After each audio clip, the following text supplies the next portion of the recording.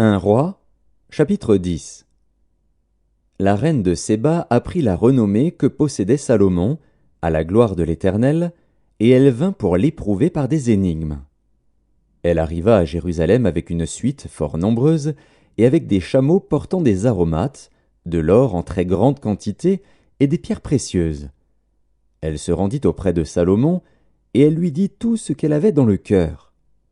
Salomon répondit à toutes ses questions, et il n'y eut rien que le roi ne sût lui expliquer. La reine de Séba vit toute la sagesse de Salomon, et la maison qu'il avait bâtie, et les mets de sa table, et la demeure de ses serviteurs, et les fonctions et les vêtements de ceux qui le servaient, et ses échansons, et ses holocaustes qu'il offrait dans la maison de l'Éternel.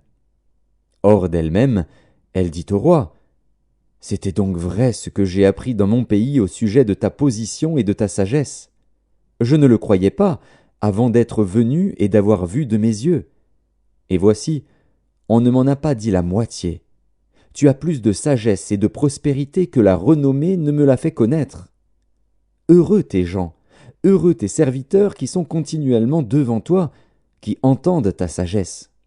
Béni soit l'Éternel, ton Dieu, qui t'a accordé la faveur de te placer sur le trône d'Israël.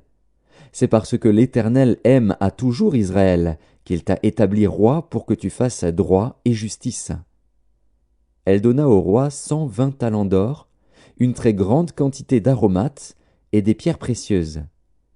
Il ne vint plus autant d'aromates que la reine de Séba en donna au roi Salomon.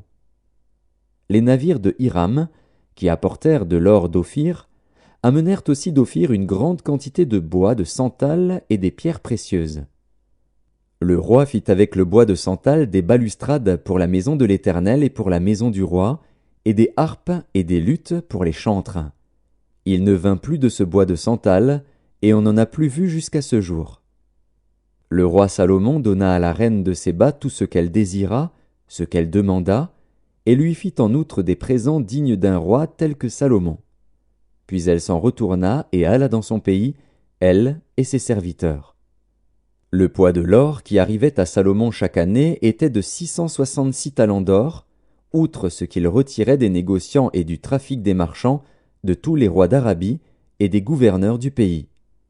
Le roi Salomon fit 200 grands boucliers d'or battus, pour chacun desquels il employa 600 cycles d'or, et 300 autres boucliers d'or battus, pour chacun desquels il employa 3 mines d'or. Et le roi les mit dans la maison de la forêt du Liban. Le roi fit un grand trône d'ivoire, et le couvrit d'or pur. Ce trône avait 6 degrés, et la partie supérieure en était arrondie par derrière. Il y avait des bras de chaque côté du siège, 2 lions étaient près des bras, et 12 lions sur les 6 degrés de part et d'autre. Il ne s'est rien fait de pareil pour aucun royaume.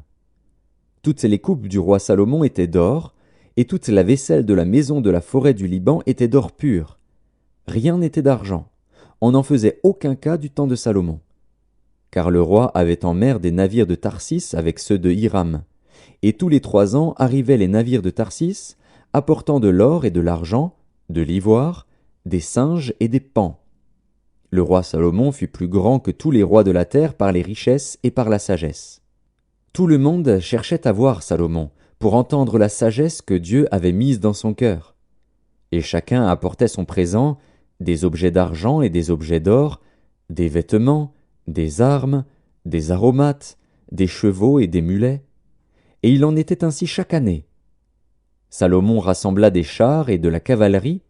Il avait 1400 chars et 12 000 cavaliers qu'il plaça dans les villes où il tenait ses chars et à Jérusalem près du roi. Le roi rendit l'argent aussi commun à Jérusalem que les pierres, et les cèdres aussi nombreux que les sycomores qui croissent dans la plaine. C'était de l'Égypte que Salomon tirait ses chevaux.